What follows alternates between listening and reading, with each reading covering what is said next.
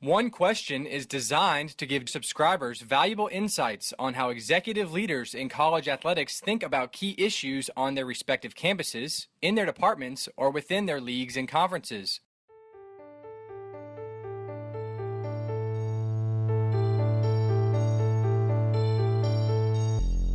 Greetings, this is Ty Brown and welcome to One Question, where we highlight executive leaders in college athletics. Our guest today is Todd Wilkinson. Todd is the Director of Athletics at Barton College. Greetings, Todd. Thanks for joining us today. Thanks for having me, Todd. My pleasure. Now, Todd, you've been at Barton for 26 years, the last 4 as the Director of Athletics.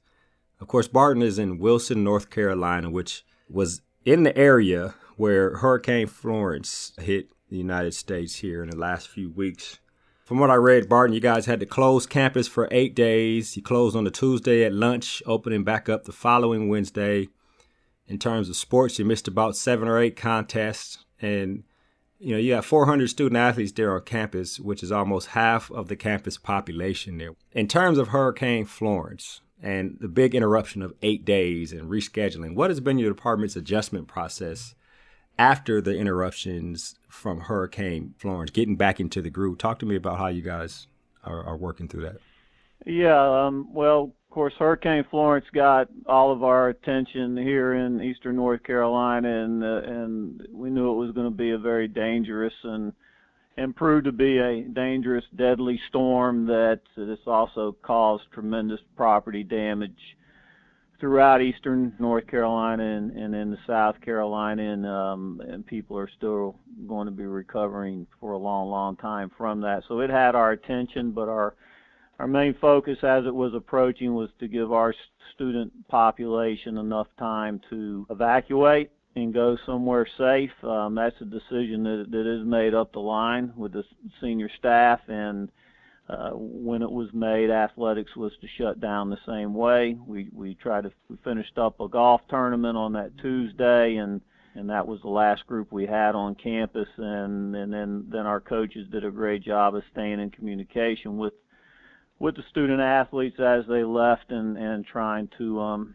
provide some comfort and guidance and make sure that they're taken care of. And we had them going in all directions, traveling across country, and our population's represented from a lot of areas. And I think we ended up with about 12 students that didn't have a place to go, and they bunkered down here in a dorm, and our people took care of them. None of those were student athletes. And then it was just riding out the storm, and seeing what was happening.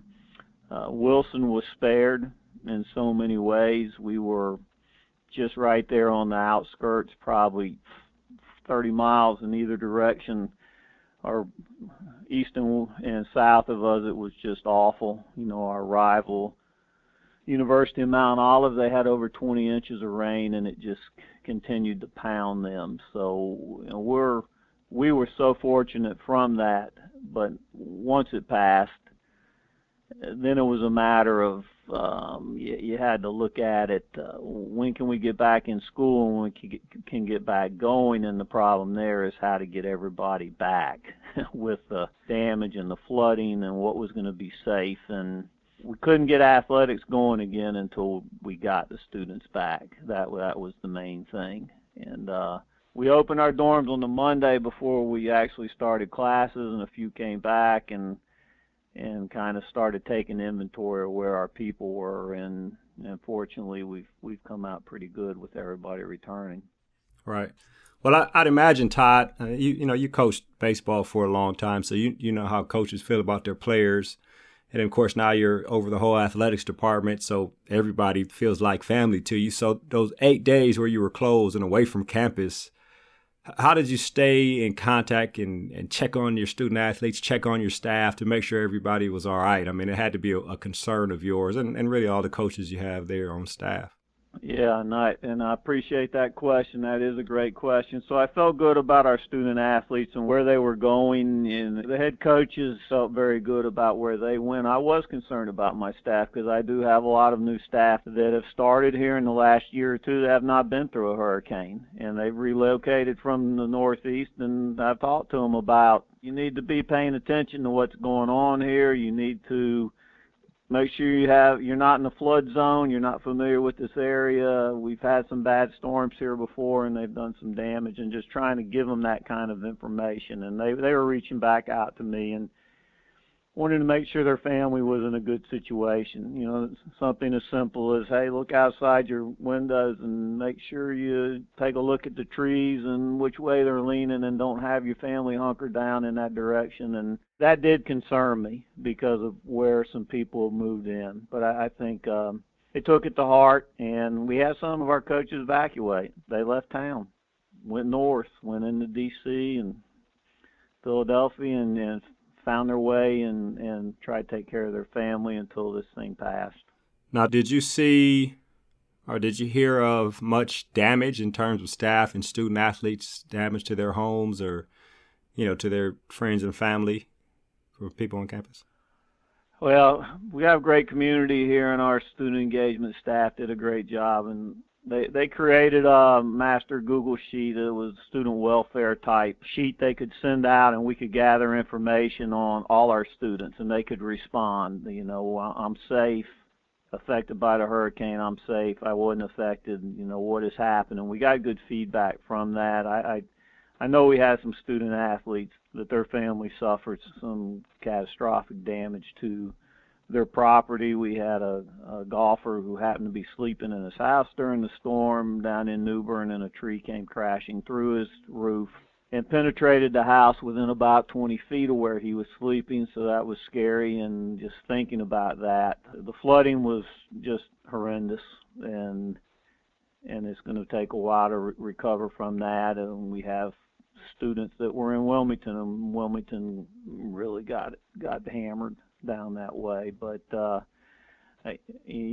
in all, we try to, outside of the coaches, the other student support individuals on campus, we just tried to comfort them and help them and keep them pointed on helping their families and understanding that Barton will be here for you when you get back. It was important to me in communicating with my coaches that are coming back, and you bring a team back together, and sometimes if it doesn't hit you, it's you're pretty happy, but it's going to hit some people on our team. We needed to be very empathetic and try to help these people through. We didn't know exactly what they were going through.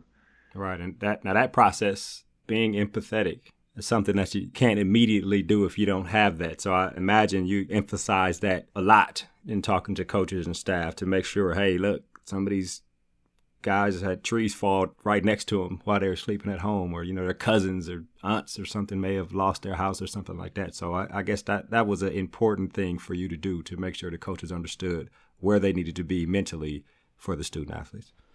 Yes, and we have great leaders of our program, and it's a reminder as much as anything. And the same support was with other individuals on campus that are there for our students. And I think we had a great plan, and we understood where we needed to be. And athletics was secondary.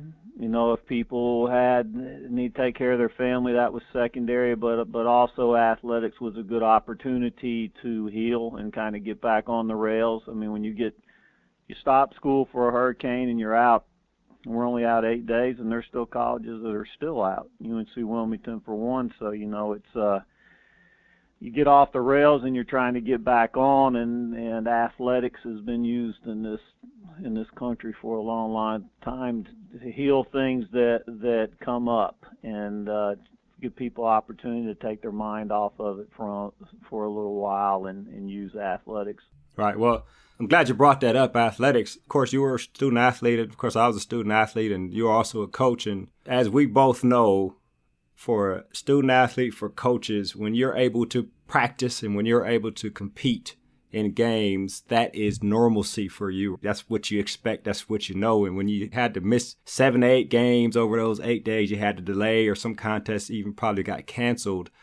Talk to us about that process, right? The rescheduling process, or even talking to the student athlete about, hey, we're not going to be able to make up those games. I know it's one less game you'll be able to compete in, but let's take what we have from here and make it the best we can possibly make it. Talk to me about that whole process of missing games, rescheduling, communicating with your student athletes about that thing, talking to other athletic directors. for other schools, those kind of things? Well, fortunately, I'm in a conference, Conference Carolinas, where the athletic directors have strong relationships and work well together. And we came together trying to reschedule a volleyball weekend that involved several schools that we were going to miss. We were working together to reschedule some soccer games, not knowing exactly how we were going to pull that off. But the whole process was we got to get back to school first. So when are we going to start classes? And once we get in classes, then we'll get back going. And we want to be a little careful about how we jump back into that after that amount of time off.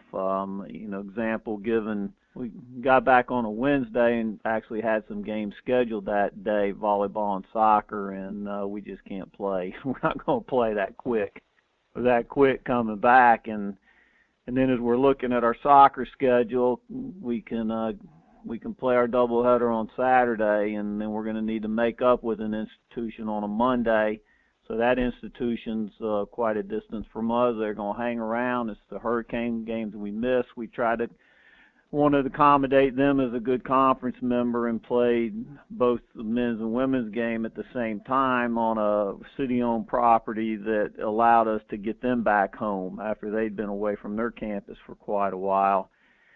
And then we had a Saturday, Monday, Tuesday schedule with the makeup, and just stepping in and committing to not extending the players so that they were having to take on 3 games that quick coming off that break, trying to protect from injury and look out for their welfare. So that worked out well too.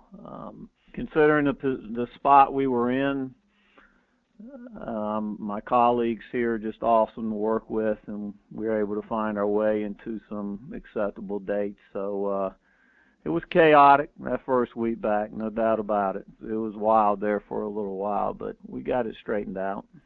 All right, well, Todd, this has been an excellent conversation here, and it sounds like you guys have been able to try to find some normalcy. You may be a little wet there, but it sounds like people are coming back together. You have a count of all 400 student athletes, and I'm sure you're providing the support they need so they can continue on with their education and their student athlete experience there at Barton College. Yes, we feel fortunate and great leadership, some great student athletes here, and we'll continue to support them as long as it takes, but we also want to provide them that normalcy and comfort that you're talking about that helps them heal and get back on schedule. So thank you so much for talking to me about the topic, Ty. That was Todd Wilkinson. He's the director of athletics at Barton College. Of course, Barton's there in Wilson, North Carolina, and they were dealing with the effects of Hurricane Florence. And of course, this is Ty Brown with one question. And keep in mind, the role of a leader is to create and maintain an environment that people want to be a part of. And as always, be better tomorrow than you are today.